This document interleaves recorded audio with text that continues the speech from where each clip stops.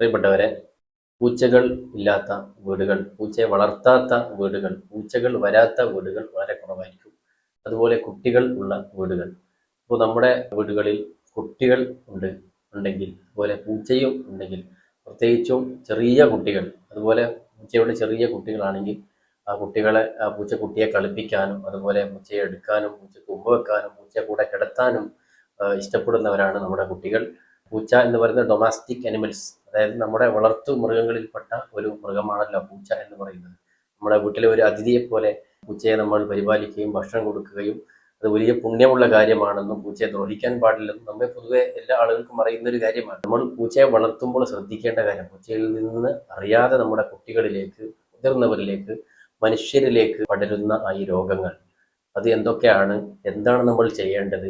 ഒരു ഉദാഹരണത്തിന് കുട്ടികളെ പൂച്ച മാന്തിയാൽ, പൂച്ച കടിച്ചാൽ നമ്മൾ ആദ്യം എന്താണ് ചെയ്യേണ്ടത്? ചെയ്യാൻ പാടില്ലാത്ത കാര്യം, ഏത് ഡോക്ടറെയാണ് കാണിക്കേണ്ടത്, എപ്പോഴാണ് കാണിക്കേണ്ടത്?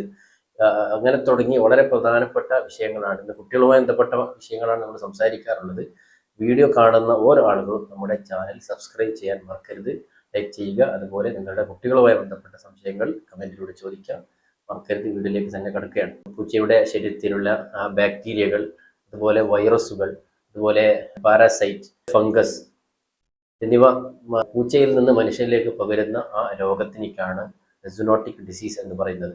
അത് പ്രധാനമായും പൂച്ചകളിൽ നിന്ന് മനുഷ്യന്റെ ശരീരത്തിലേക്ക് ഈ രോഗങ്ങൾ, അതുപോലെ ഇതുപോലെയുള്ള വൈറസുകൾ, ഫംഗസുകൾ, സൂക്ഷ്മ ജീവികൾ മനുഷ്യന്റെ ശരീരത്തിലേക്ക് പൂച്ചയുടെ കാറ്റ് സ്ക്രാച്ച്, പൂച്ചയുടെ മാന്തൽ, കുട്ടികൾക്ക് ഈ പൂച്ച മാന്തിയാൽ ആ പൂച്ചയുടെ നഖത്തിൽ അടിയിൽ ഉള്ള അഴുക്കുകൾ, അതിൻ്റെ മാലിന്യങ്ങൾ അടങ്ങിയിരിക്കുന്ന ഈ ബാക്ടീരിയകൾ മുറിവിലൂടെ ചെന്ന് ഒരുപാട് രോഗങ്ങൾ ഉണ്ടാക്കും. അതിൻ്റെ ഒന്നാമത്തെ, അങ്ങനെ പൂച്ചകൾ മാന്തിയാൽ ഉണ്ടാകുന്ന ലക്ഷണങ്ങളാണ് പനി, തലവേദന, അതുപോലെ ക്ഷീണം അനുഭവപ്പെടുക. ഇതൊക്കെയാണ് അതിൻ്റെ ലക്ഷണങ്ങൾ. അതുപോലെ മറ്റൊന്നാണ് റാബീസ് എന്ന് പറയുന്നത്. പൂച്ചയുടെ ഉമിനീര് എന്ന് പറയുന്നത് ഒന്നിരിക്കലോ പൂച്ചയുടെ കടി ഏൽക്കുക. പൂച്ച കടിച്ചാൽ അതിൻ്റെ ഉമിനീരിലൂടെ, കടിയിലൂടെ, മുറിവിലൂടെ ശരീരത്തിലേക്ക് അതിൻ്റെ പേവിഷബാധ ഏൽക്കുക. അതുപോലെ പൂച്ച നമ്മുടെ മുറിവ് ഉള്ള സ്ഥലത്ത്, കുട്ടികളുടെ കയ്യിൽ പുണ്ണോ മുറിവുണ്ടെങ്കിൽ അതിൽ പൂച്ച നക്കുകയും അതിൻ്റെ ഉമിനീര് വഴി ശരീരത്തിലേക്ക് പേവിഷബാധ കടക്കുകയും, അതുപോലെ ചില കുട്ടികൾ ഈ പൂച്ചകളൊക്കെ ഓമനിച്ച് താലോലിച്ച് അതിന് ഉമ്മ കൊടുക്കുകയും അതിൻ്റെ ഉമിനീര് ശരീരത്തിലേക്ക് കടന്നാൽ പേവിഷബാധ കുട്ടികളിൽ ഏൽക്കാൻ സാധ്യതയുണ്ട്. അതിൻ്റെ പ്രധാനപ്പെട്ട ലക്ഷണം, പേവിഷബാധ ഏറ്റുകഴിഞ്ഞാൽ അതിന് ചികിത്സയില്ല എന്നും മരണം വരെ സംഭവിക്കാമെന്നും ഒരുപാട് കുട്ടികൾ മരണപ്പെട്ട വാർത്തകൾക്ക് നമ്മൾ കേട്ടവരാണ്.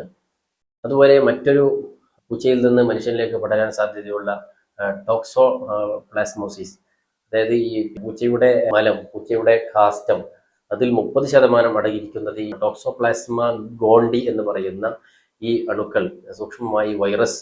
അത് സാധാരണഗതിയിൽ പൂച്ചയുടെ കാഷ്ടം കുട്ടികൾ തൊട്ടില്ലെങ്കിലും അത് പിന്നെ മണ്ണിൽ അലിഞ്ഞു ചേർന്ന് ആ മണ്ണിൽ കളിക്കുകയും കുട്ടികളുടെ നഖത്തിൻ്റെ ഇടയിൽ പിന്നെ മണ്ണുകൾ എത്തുകയും അത് വയറ്റിലെത്തുകയും ചെയ്താൽ കുട്ടികൾക്ക് ഈ രോഗം വരാൻ സാധ്യതയുണ്ട്. ഇതിന്റെ പ്രധാനപ്പെട്ട ലക്ഷണം എന്ന് പറയുന്നത്, ഇങ്ങനെ സംഭവിച്ചാൽ കുട്ടികൾക്ക് ചെറിയ പനി, അതുപോലെ മസിൽ വേദന, ക്ഷീണം ഒക്കെ അനുഭവപ്പെടാൻ സാധ്യതയുണ്ട്. പ്രത്യേകിച്ചും ഗർഭിണികളായ ആണെങ്കിൽ അവർക്ക് ഇതുപോലെയുള്ള പൂച്ചയുടെ കാഷ്ടത്തിൽ നിന്നുള്ള ഈ വൈറസ് അവരുടെ ശരീരത്തിൽ കയറിയാൽ ആ കുട്ടിക്ക് വലിയ പ്രയാസം ഉണ്ടാവുകയും അതുപോലെ കുട്ടിയുടെ കണ്ണിനെയും മറ്റുള്ള വലിയ രോഗങ്ങൾ വരാൻ സാധ്യതയുണ്ട്.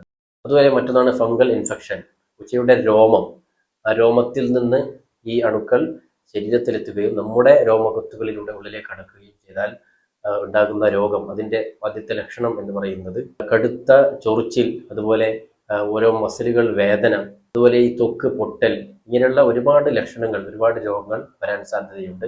രോമത്തെക്കുറിച്ച് പറയുമ്പോൾ നമ്മൾ മനസ്സിലാക്കേണ്ടത്, നമ്മുടെ വീടുകളിൽ പൂച്ചയെ നമ്മൾ ബെഡിൽ കടത്തുകയും സോഫയിൽ കടത്തുകയും അതിൻ്റെ ഒരുപാട് രോമം, 1-2 രോമമല്ല, ഒരുപാട് രോമങ്ങൾ നമ്മുടെ വസ്ത്രത്തിലായാൽ, അതുപോലെ നിസ്കരിക്കുന്ന മുസല്ലയായാൽ നിസ്കാരം ശരിയാവുകയില്ല. നജസ്സാണ് പൂച്ചയുടെ രോമം എന്ന് പ്രത്യേകം മനസ്സിലാക്കണം. അതുപോലെ പൂച്ചയുടെ രോമം ഭക്ഷണത്തിലൂടെയോ മറ്റു വെള്ളത്തിലൂടെ ശരീരത്തിലേക്ക് ചെന്നാൽ ചില കുട്ടികൾക്ക് അത് അലർജി ഉണ്ടാക്കുകയും തുമ്മൽ, അതുപോലെ തലവേദന, വയറിളക്കം, ഇങ്ങനെ പല രോഗങ്ങളും സാധ്യതയുണ്ട്. അപ്പോൾ ആ വിഷയങ്ങൾ നമ്മൾ സൂക്ഷിക്കുക. അതുപോലെ തന്നെ ഈ വോം ഇൻഫെക്ഷൻ, പൂച്ചയുടെ കാഷ്ടം, ലിറ്റർ ബോക്സ്, ഈ പൂച്ചയെ വളർത്തുന്നവർ പൂച്ചയ്ക്ക് കാഷ്ടിക്കാൻ വേണ്ടി ഒരു ബോക്സ് തയ്യാറാക്കി വെച്ചിട്ടുണ്ട്. അത് കുട്ടികളിൽ നിന്ന് അകലെ വെക്കുക. കുട്ടികൾ ഈ ലിറ്റർ ബോക്സ് പിന്നെ സ്പർശിക്കുന്നില്ലെങ്കിലും അതിൻ്റെ കാഷ്ടങ്ങൾ നേരത്തെ പറഞ്ഞ പോലെ മിക്സായ മണ്ണുകൾ അത് തൊടുകയും അതുവഴി ഈ വാമുകൾ ശരീരത്തിലേക്ക് കടന്നാൽ രോഗങ്ങൾ ഉണ്ടാക്കും. ഈ കുട്ടികളുടെ ശരീരത്തിലേക്ക് ഈ പൂച്ചയുടെ രോഗം പോയാൽ വയറിളക്കം, ഛർദി, അതുപോലെ ക്ഷീണം, അതുപോലെ കുട്ടികൾക്ക് ദാഹം കുറയുക, വിശപ്പില്ലായ്മ, ഇങ്ങനെ പല രോഗങ്ങളും പല രോഗത്തിന്റെ ലക്ഷണങ്ങളും കാണാൻ കഴിയും. അതുപോലെ മറ്റൊന്നാണ് പൂച്ചയിൽ നിന്ന് പടരുന്ന രോഗം, അലർജി. പിന്നെ പൂച്ചയുടെ എയർ, അതുപോലെ പൂച്ചയുടെ നൈൽ, അതിലുള്ള അണുക്കൾ ശരീരത്തിലേക്ക് എത്തുകയും അത് ഉണ്ടാക്കുന്ന രോഗങ്ങൾ എന്ന് പറയുന്നത് കണ്ണിന് ചൊറിച്ചിൽ, അതുപോലെ തുമ്മൽ, ശ്വാസതടസ്സം, ചർമ്മത്തിൽ റാഷ് ഉണ്ടാവുക, ഇങ്ങനെ പലതരത്തിലുള്ള പ്രശ്നങ്ങളാണ് ഈ പൂച്ചകളിൽ നിന്ന് മനുഷ്യനിലേക്ക് ഈ പകരുന്ന രോഗങ്ങൾ. പ്രത്യേകിച്ച് പിന്നെ പ്രതിരോധ ശക്തി കുറഞ്ഞ കുട്ടികളിലേക്ക് ഒരുപാട് രോഗങ്ങൾ അറിയാതെ പടർന്നു പോകുന്നുണ്ട്. അപ്പോൾ നമ്മൾ ഇങ്ങനെ ഒരു പൂച്ച കുട്ടിയെ മാന്തിയാൽ, പൂച്ച കടിച്ചാൽ, പൂച്ച നക്കിയാൽ, അതുപോലെ പൂച്ച നമ്മുടെ ശരീരത്തിലെ കുട്ടികളുള്ള പുണ്ണോ അല്ലെങ്കിൽ വായിലൂടെയോ പിന്നെ കുട്ടികൾ ഉമ്മ വെക്കുകയും അതിൻ്റെ ഉമിനീരുള്ളിലേക്ക് കടക്കുകയും ചെയ്താൽ എന്താണ് നമ്മൾ ചെയ്യേണ്ടത്, എന്താണ് ചെയ്യാൻ പാടില്ലാത്തത്, ഫസ്റ്റ് എയ്ഡ് എന്താണ് ചെയ്യേണ്ടത് എന്ന കാര്യങ്ങളാണ് നമ്മൾ ഇപ്പോൾ പറയുന്നത്.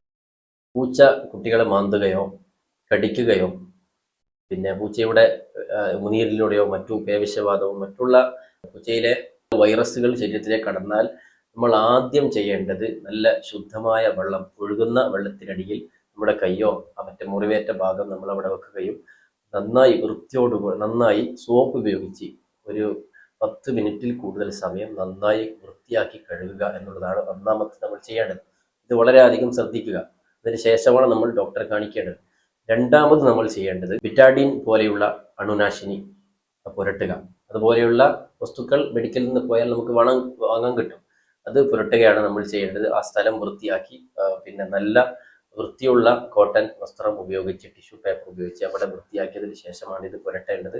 മൂന്നാമത് നമ്മൾ ചെയ്യേണ്ടത് അടുത്തുള്ള ഡോക്ടറെ ഉടനെ തന്നെ കാണിക്കുക എന്നുള്ളതാണ് നമ്മൾ ചെയ്യേണ്ടത്.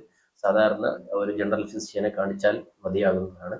പക്ഷേ നമ്മൾ ഇപ്പോൾ അടുത്ത് വാർത്തകൾ കേട്ടിട്ടുണ്ടാവും, പൂച്ച കടിച്ചു, പേവിഷബാധമേറ്റു, ആന്റി റാബീസ് വാക്സിൻ നൽകിയിട്ടും കുട്ടി മരണപ്പെട്ടു പോയി. അതുപോലെ 1, 2, 3 ഡോസുകൾ കൊടുത്തപ്പോഴേക്കും പിന്നെ ഈ 10ാം ക്ലാസ്സുകാരനായ ആലപ്പുഴയിലെ ഒരു വിദ്യാർത്ഥി ഇപ്പോഴും കിടപ്പിലാണ് ആന്റി റാബീസ് വാക്സിൻ കൊടുത്തതിന്റെ പേരിൽ. അപ്പോൾ നമ്മൾ പൂച്ച കടിച്ചാൽ ഉടനെ കൊണ്ടുപോയി ടി ടി അടിക്കുക, ഉടനെ കൊണ്ടുപോയി ആന്റി റാബീസ് അടിക്കുക എന്നുള്ളത് നമ്മൾ ചെയ്യാൻ പാടില്ല. ഈ കുട്ടിക്ക് ആവശ്യമുണ്ടെങ്കിൽ മാത്രമാണ് കൊടുക്കേണ്ടത്. അത് എവിടെയാണ് കൊടുക്കേണ്ടത്, അതും അത്രക്കും എക്സ്പീരിയൻസ് ഉള്ള ഡോക്ടർമാർ, അത്രക്കും ശ്രദ്ധയോടുകൂടെ ചെയ്യുന്ന ഡോക്ടർമാർ കൊണ്ട് മാത്രം ഈ കാര്യങ്ങളൊക്കെ ചെയ്യിപ്പിക്കുക എന്നുള്ളത് പ്രത്യേകം ശ്രദ്ധിക്കണം. കാരണം കഴിഞ്ഞ ദിവസം എനിക്ക് പരിചയമുണ്ട്. ഞാനൊരു കുട്ടിയെ പിന്നെ പനി കാണിക്കാൻ വേണ്ടി പോയി. അവിടെ ഡോക്ടർ പരിശോധിച്ചു. അതിൽ പിന്നെ ഒരുപാട് മരുന്നുകൾ എഴുതി. മെഡിക്കൽ പിന്നെ കൊണ്ടുപോയി അവിടെ ഫാർമസിയിൽ കൊണ്ടുപോയി അവർക്ക് കൊടുത്തു. ഞാൻ പറഞ്ഞു ഇതിൽ എന്തൊക്കെയാണ് എഴുതിയിട്ടുള്ളത് മരുന്നുകൾ. അവർ പറഞ്ഞു ഇതിൽ ജലദോഷത്തിന് എഴുതിയിട്ടുണ്ട്, അലർജിക്ക് എഴുതിയിട്ടുണ്ട്. ഞാൻ പറഞ്ഞു ജലദോഷം അലർജി ഒന്നും കുട്ടിക്കില്ലല്ലോ, അതൊക്കെ ഡോക്ടർമാർ എഴുതിയിരിക്കുന്നു. അപ്പോൾ അതുകൊണ്ട് നമ്മൾ മരുന്ന് വാങ്ങുമ്പോൾ ചോദിക്കണം ഇതിൽ എന്തൊക്കെ മരുന്നാണ് ഉള്ളത്, എന്തൊക്കെയാണ് ഈ മരുന്നുകൾ ഉള്ളത്. ആവശ്യമില്ലാത്ത മരുന്നുകൾ നമ്മൾ ഒഴിവാക്കുക തന്നെ വേണം. അതൊക്കെ ആവശ്യത്തിൽ ചെറിയൊരു ശ്രദ്ധ നമുക്ക് ആവശ്യമാണ്. അതുപോലെ നമ്മുടെ കുട്ടികളെ പൂച്ച മാന്തിയാൽ, പൂച്ച കടിച്ചാൽ നമ്മൾ ഒരിക്കലും ചെയ്യാൻ പാടില്ലാത്ത കാര്യങ്ങൾ വളരെയധികം ശ്രദ്ധിക്കുക. ആ കടിച്ച സ്ഥലം, മാന്തിയ സ്ഥലം നമ്മൾ കെട്ടിവെക്കരുത്. ചൂണ്ടി കൊണ്ടോ മറ്റുള്ള വസ്തു കൊണ്ട് കെട്ടിവെക്കാൻ പാടില്ല എന്നുള്ളതാണ്. രണ്ടാമത്തെ നമ്മൾ ചെയ്യാൻ പാടില്ലാത്ത കാര്യം ഡോക്ടറെ കാണിക്കാൻ നമ്മൾ വൈകിപ്പിക്കരുത് എന്നാണ്. ഉടനെ തന്നെ കാണിക്കുക എന്നുള്ളതാണ്. മൂന്നാമത് നമ്മൾ ഒരിക്കലും ചെയ്യാൻ പാടില്ലാത്ത കാര്യമാണ് പിന്നെ വൈദ്യങ്ങൾ, വീട്ടുമരുന്നുകൾ, വീട്ടിലുള്ള നാടൻ മരുന്നുകൾ അതൊക്കെ നമ്മൾ പുരട്ടുക, അതിൽ തന്നെ നമ്മൾ ആശ്വാസം കാണുക. അങ്ങനെ ഒരിക്കലും ചെയ്യാൻ പാടില്ല. ഡോക്ടറെ നിർബന്ധമായും കാണുക. അതുപോലെ ഒരുപാട് ആളുകൾ ചെയ്യുന്ന ഒരു അബദ്ധമാണ് ഇതുപോലുള്ള മുറിവുകളുണ്ടായാൽ മഞ്ഞൾപ്പൊടി അവിടെ വിതറുക, അതുപോലെ പേസ്റ്റുകൾ, അതുപോലെ വെണ്ണ, അതുപോലെ ചുണ്ണാമ്പ്, അതുപോലെയുള്ള വസ്തുക്കൾ ഒരു നിലക്കും അവിടെ പുരട്ടാൻ പാടില്ല എന്നുള്ളതാണ്. അതുപോലെ നഖം കൊണ്ടോ സൂചി കൊണ്ടോ മറ്റുള്ള വരമുള്ള വസ്തു കൊണ്ട് അവിടെ കുത്തുക, അതുപോലെ ഞെക്കി പിഴിയുക, അതുപോലെ ചുടുവെള്ളം ഒഴിക്കുക മുറിയിൽ, ഒരിക്കലും ചെയ്യാൻ പാടില്ലാത്ത കാര്യങ്ങളാണ് നമ്മൾ ശ്രദ്ധിക്കുക. പൊതുവെ നമ്മുടെ വീടുകളിൽ, പൂച്ചകളുള്ള വീട്ടിൽ, കുട്ടികളുള്ള വീട്ടിൽ കുട്ടികൾക്ക് ഇതുപോലുള്ള രോഗങ്ങൾ വരാതിരിക്കാൻ നമ്മൾ ശ്രദ്ധിക്കേണ്ട കാര്യമാണ്.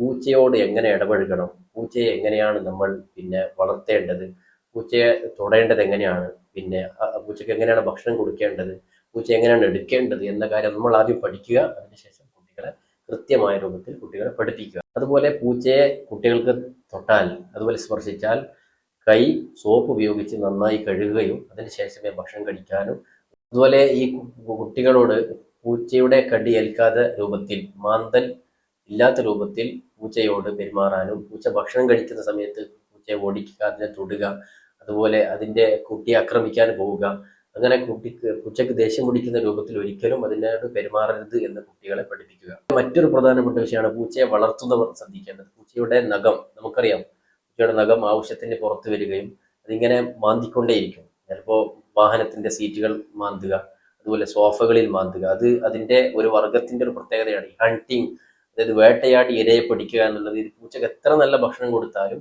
പൂച്ചയുടെ ആ സ്വഭാവം അതിന്റെ വർഗത്തിലുള്ള ഒരു സ്വഭാവമാണ്. മാന്തി അതിന്റെ നഖങ്ങൾ മൂർച്ച കൂട്ടുക, അതുപോലെ നഷ്ടപ്പെട്ടു പോയ നഖങ്ങൾ അത് ഒഴിവാക്കുക. ഇതൊക്കെയാണ് പൂച്ചയുടെ ആ മാന്തലിലൂടെ അത് ലക്ഷ്യം വെക്കുന്നത്. പൂച്ചയുടെ നഖത്തിന് കൃത്യമായി ട്രിം ചെയ്യുക വളരുന്നതിന്, അതുപോലെ അതിന്റെ രോമങ്ങളിലൂടെ വരുന്ന രോഗങ്ങൾ തടയാൻ വേണ്ടി ഗ്രൂം ചെയ്യുക, കുളിപ്പിക്കുക, വൃത്തിയിൽ സൂക്ഷിക്കുക, അത് ആ കാര്യങ്ങളൊക്കെ ചെയ്യുക. അതുപോലെ ഈ പൂച്ചയെ കൊണ്ട് കുട്ടികളെ വായ, മുറിവുകൾ നക്കാൻ ഒരിക്കലും സമ്മതിക്കരുത്. പൂച്ചക്ക് ഉമ്മ കൊടുക്കുക കുട്ടികളെ തടയുക. അതുപോലെ ലിറ്റർ ബോക്സ്, ഈ പൂച്ച കാഷ്ടിക്കുന്ന ബോക്സുകളൊക്കെ അകലെ വെക്കുക. അതുപോലെ മണ്ണിൽ കലർന്ന ആ സ്ഥലമാണെങ്കിൽ ആ മണ്ണിൽ കളിക്കാൻ സമ്മതിക്കാതിരിക്കുക. ഇത്യാദി കാര്യങ്ങൾ ശ്രദ്ധിച്ചാൽ നമ്മുടെ കുട്ടികളെ ഇതുപോലുള്ള പേവിഷബാധ പോലുള്ള രോഗങ്ങളിൽ നിന്ന് നമുക്ക് തടഞ്ഞു നിർത്താൻ കഴിയും. ഇതുപോലെയുള്ള കുട്ടികളുമായി ബന്ധപ്പെട്ട ഒരുപാട് വിഷയങ്ങൾ ഇനിയും ഈ വീഡിയോയിൽ ചർച്ച ചെയ്യാനുണ്ട്.